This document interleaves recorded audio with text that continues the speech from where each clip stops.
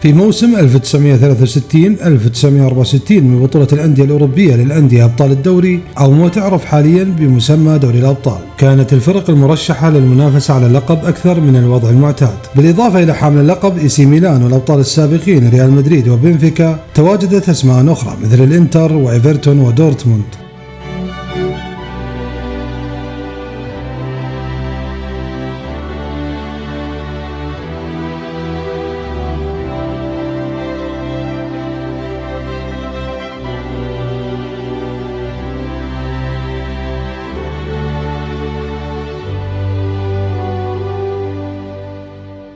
شارك في هذه النسخة 31 فريق، وفي الدور الأول لعب 30 فريق يتأهل 15 منهم إلى الدور التالي، ينضمون إلى حامل اللقب ميلان في الدور 16. في هذا الدور كانت المواجهة الأقوى هي بين بطل إيطاليا الإنتر وبطل إنجلترا إيفرتون، وأظهر الإنتر صلابة دفاعية جعلت إيفرتون عاجزا عن تسجيل أي هدف في المواجهتين، فيما استطاع الإنتر تسجيل هدف في مباراة الإياب ليتأهل إلى دور 16 وينضم إلى غريمه الميلان. أما بقية المباريات كانت متفاوتة ما بين المواجهة الندية والأخرى السهلة.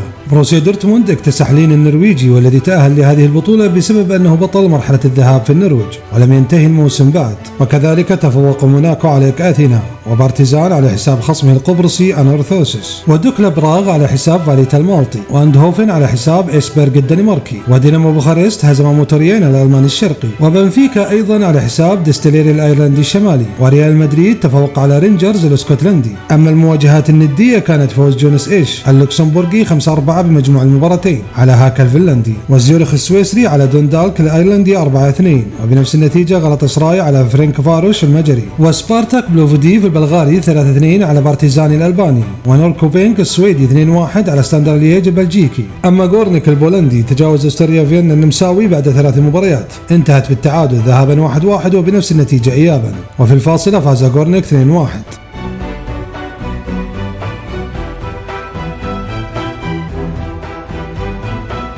في دور 16 صارت النتائج كما هو متوقع باستثناء مواجهة دورتموند أمام الطرف الثابت في المباراة النهائية في ال3 سنوات الأخيرة بنفيكا البرتغالي، ورغم فوز بنفيكا في الذهاب 2-1 إلا أن في الإياب كان السقوط الكبير بنتيجة 5-0، وساهم في النتيجة هاتريك فرانز برونز بالإضافة إلى هدفي كونيتسكا ووساب.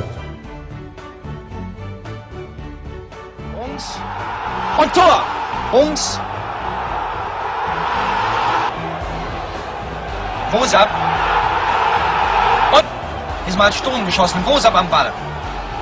Und Tor, Wosab 5-0.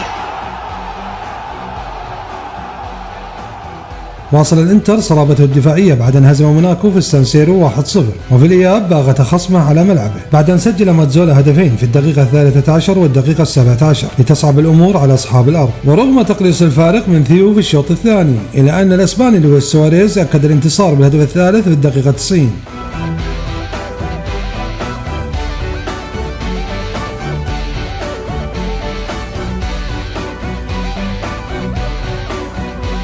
واستطاع ريال مدريد من هزيمة خصمه دينامو بوخارست ذهابا 3-1 وإيابا 5-3. سجل الأسطورة دي ستيفانو ذهابا وإيابا وكذلك رويز، أما خينتو سجل فقط في الذهاب، وبوشكاش وأمانثيو وزوكو سجلوا إيابا.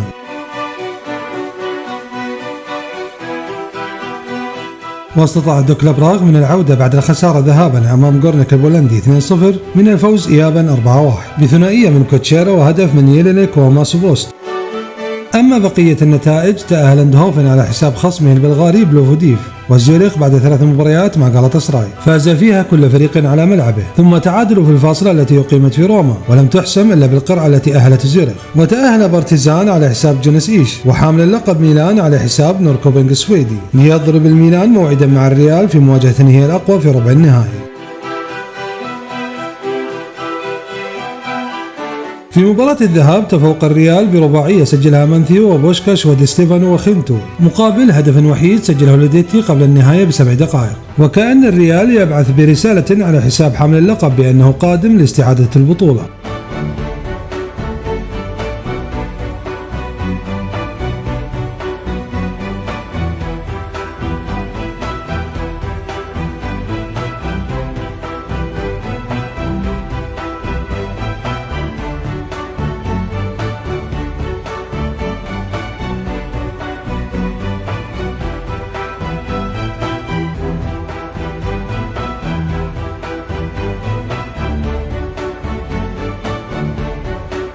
وبعد أسبوعين في الإياب على السانسيرو سجل الميلان هدفين في الشوط الأول عن طريق لوديتي والتافيني، ورغم تبقي هدفا وشوط كامل لتعديل النتيجة في مجموع المباراتين، إلى أن الميلان عجز عن ذلك ليتأهل الريال إلى نصف النهائي.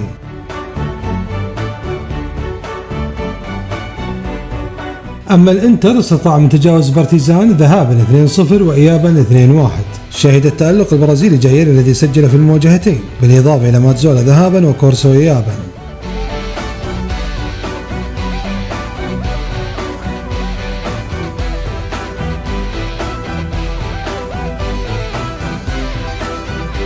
في بقية مواجهات ربع النهائي واصل دورتموند طريقه بعد أن تغلب على دوكلا براغ 4-0 في عقر داره، ورغم خسارته على ملعبه إيابا 3-1 إلى أن مجموع المباراتين أهله إلى نصف النهائي. وتأهل أيضا زيورخ بعد أن تغلب على اندهوفن إيابا 3-1 وعوض خسارته ذهابا 1-0.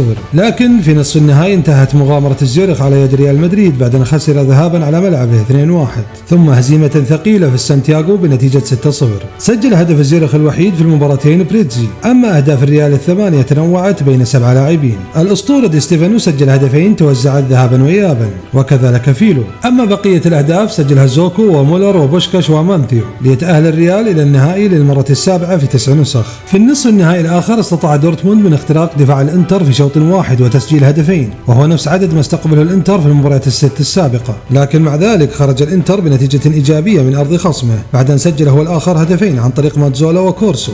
أما هدفي أصحاب الأرض تكفل بها الهداف برونز.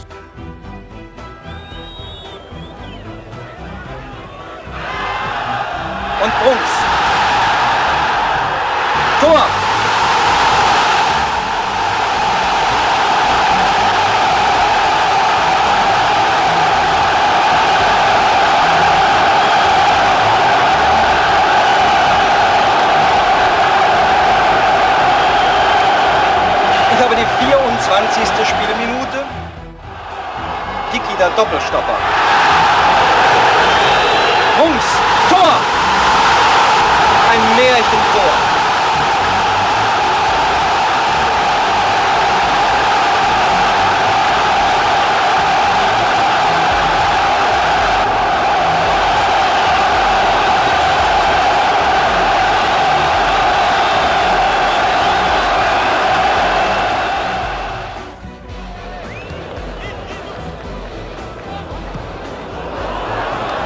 So, Tilkowski und ja, Tor. 2-2. وفي الإياب استطاع الإنتر من تسجيل هدفين عن طريق ماتزولا مرة أخرى، وهذه المرة سجل البرازيلي جاير، ليتأهل الإنتر للنهائي من أول مشاركة له في البطولة. ميلاني ماتزولا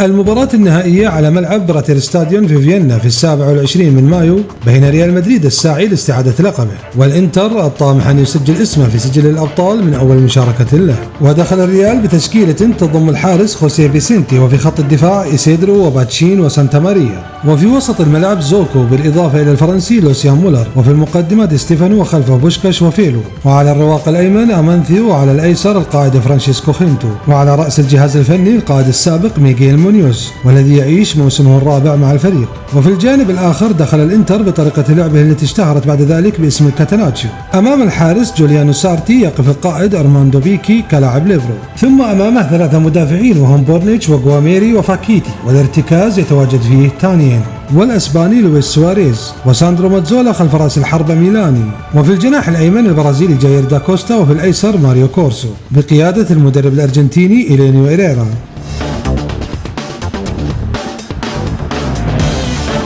بقيادة الحكم النمساوي جوزيف ستول. وأجاد إيريرا ولاعبيه التحضير للمباراة وتقدموا في النتيجة قبل نهاية الشوط عن طريق ماتزولا، ثم هدف آخر في الدقيقة 61 عن طريق ميلاني قبل أن يقلص فيلو الفارق في الدقيقة 70، لكن بعد 6 دقائق استغل ماتزولا خطأ سانتا ماريا وسجل مجددا الهدف الثالث لفريقه ليحقق الإنتر لقبه الأول في دوري الأبطال.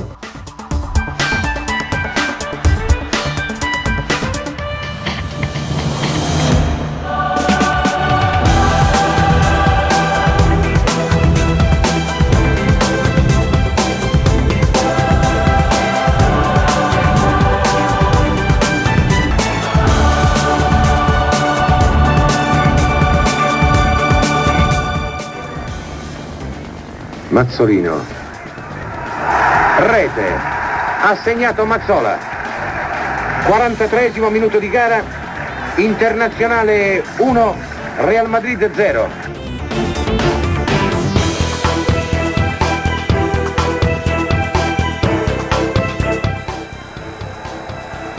Milani da Mazzola, rete, ha raddoppiato Milani, formidabile.